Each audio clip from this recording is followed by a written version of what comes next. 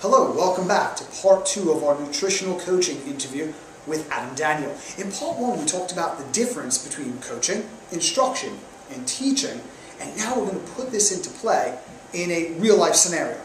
Well, not exactly real life, because clearly this is a role play, and you'll notice that the client is played by Robert Capuccio and the trainer will be played by Adam Daniel, but you get the point nevertheless. So your typical situation could go something like this.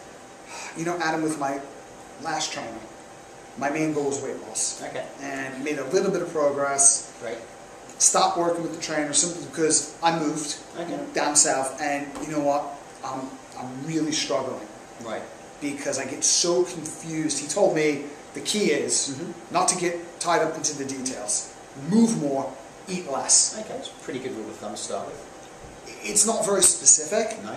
And now I hear that it's not just about eating less, but you got to eat the right foods, and I just don't know what they are. Okay. Because I hear so much conflicting information. It's almost like one professional that I read in a magazine tells me the exact opposite of what some other acclaimed fitness expert tells me I should be doing. So I don't know what to do, and I'm really not losing weight. Okay, so let's start kind of maybe get an idea of how your day looks as far as food goes. So, would you normally have breakfast?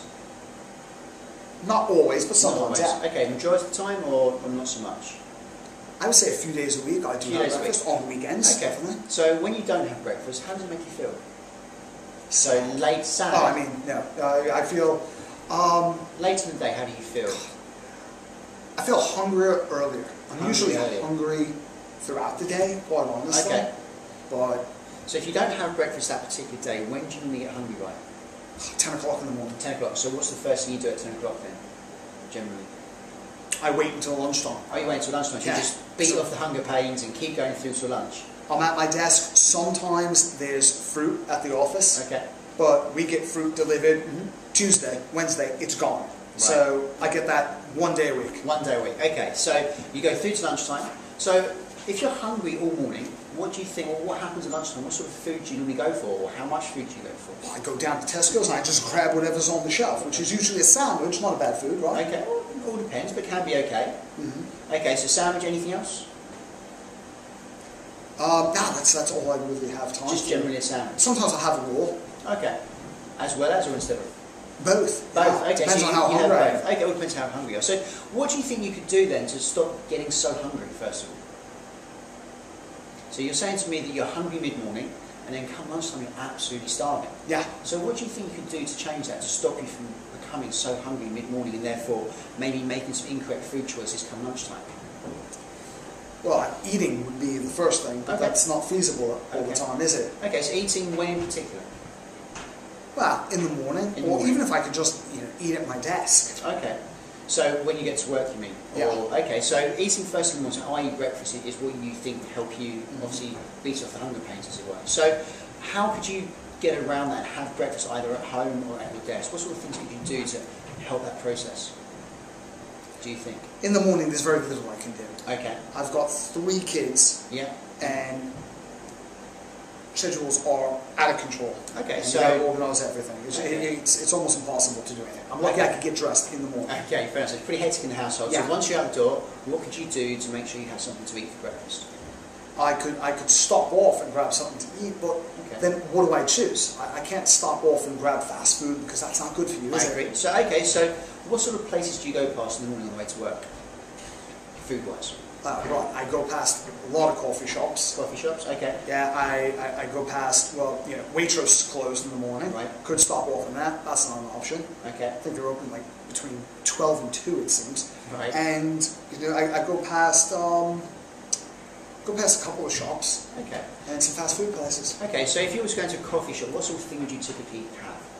Oh, I would eat those, it's like a nut bar things they have. Like granola type bar? Yeah, they're actually quite good. Or a muffin. A muffin, okay. Yeah. Okay, so ultimately really you want to come away, like you said, the fast food type of food. So would you class a muffin as a fast food or a healthy food?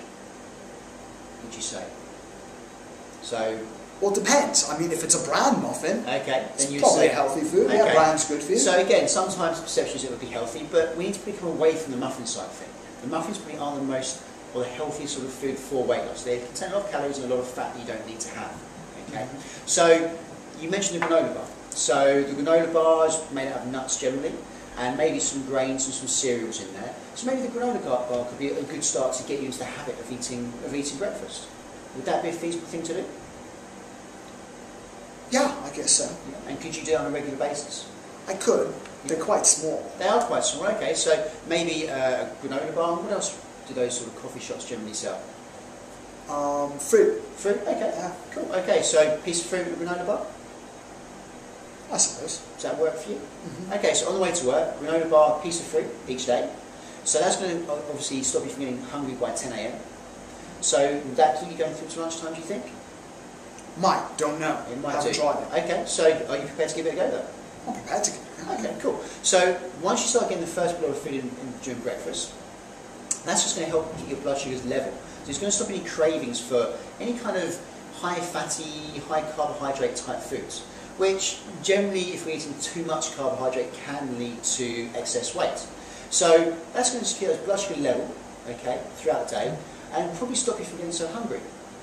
Okay, so if you're to do that, when do you think would be a good time to eat again? So if you have breakfast, what time would that be by the way, on the way to work? That'll be about 8 o'clock in the morning. 8 o'clock, cool. So 8 o'clock in the morning, when would be a good time to eat again, do you think? I can't eat until noon. Noon. Okay, so you're going to go noon, midday. So what would you have at midday? So your sandwich, you just said. Yeah. So if we try to maybe cut down the bread side of things, again, as we said, some of the research suggests that bread or carbohydrate could lead to excessive weight gain. But I have it on whole wheat brown bread. Whole wheat brown bread, okay, you know what? If that works for you at the moment, that's fine. Isn't that good? No, whole wheat is far better than white. So let's stick to the whole wheat brown bread for the moment. What would you normally have in there? Chicken. Chicken. And bacon, lettuce. Okay, cool. So, what's it? BLT they call it, don't they? A bit of chicken in there as well. So, on granary bread, or whole grain bread. Okay, and then what would you do mid-afternoon? How would that sandwich make you feel? So, later on in the day, once you've eaten the sandwich, how do you feel a bit later? I always feel tired in the afternoon. Always feel tired in the afternoon? Always feel tired in the Okay, afternoon. so do you think you could do anything differently food-wise at lunchtime to stop you from getting tired? Maybe your food choices in any capacity? Well, I don't know, what do I eat other than a sandwich? Maybe a good idea is maybe to have a salad. So you could maybe get rid of the bread and you could have the bacon, the lettuce, the tomato, the chicken, everything else, but just as one larger salad. And you may find that will stop you from feeling a bit tired during the afternoon. You think so? Yeah, I do think so. Would you be prepared to give that a go? I'd be prepared to give that a go. Okay, cool. So maybe going for more of a salad with a meat option in there lunchtime.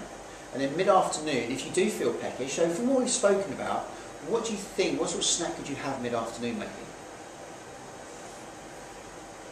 Not really sure what I have available. Okay.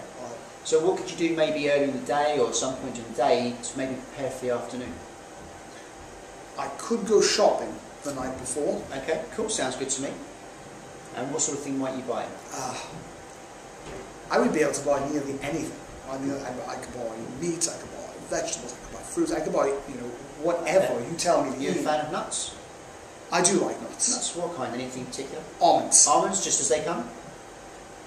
Plain almonds? Yeah, plain almonds. Plain almonds. So cool, fantastic. Great choice. So, you could buy yourself a bag of almonds the night before, and come mid-afternoon, you could just have a small handful of plain almonds. Does that sound feasible? Sounds feasible. Fantastic.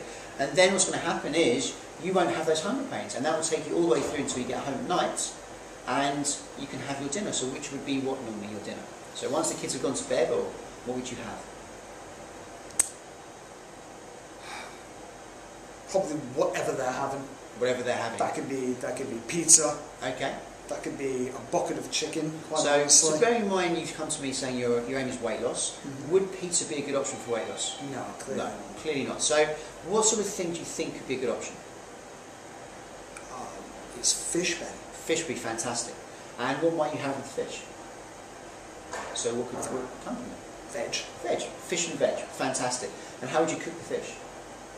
With the oven. With the oven. So in the oven. Fantastic. So put the fish in the oven. You could grill it and have some veg with that. And there you go. You've got your perfect evening meal. So if you eat like that, so you have your granola bar, your piece of fruit in the morning.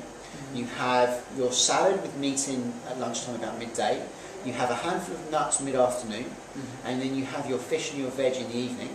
Does that sound like something you can do on a daily basis? something I can try. Cool, fantastic. That's all I ask really, is for you to go and try it. And do you think there's anything that could stop you from doing that?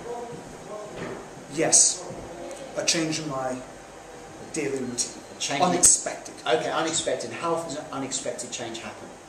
Every day. Every day, okay. So, is there anything you feel you could do to prepare yourself for an unexpected change? The only thing I could do is buy my breakfast the night before. But Okay. that's just... Okay, well you mentioned you buy your almonds, so maybe it's just being a bit better prepared. So on the way home from work, pop into your supermarket, buy your nuts, maybe buy your granola bar, and then you're set up for the day ahead in case anything happens. Would that be a good idea? Is that feasible? I can give it a try, it's feasible. Cool, sounds good to me. So if you did that, do you feel that would help you, A, keep your energy levels constant throughout the day, and B, do you think that would help you lose weight? I'm not 100% sure, Okay. because I've been all over the shop really, but I understand that. I'm willing to give it a try. You're willing to give it a go? Cool, that sounds like a good plan to me. So, Bobby, let's give that a go and see where it takes you. Alright, thank you, Adam. My pleasure. Okay, so basically Adam did a few things here. Number one, he did tell me a bit of what to do, because you need to give me the level of certainty that I'm being directed. So he took some of the guesswork away from me, but he still left the decision-making process on my side of the table. So thank you very much for watching, and see you again soon.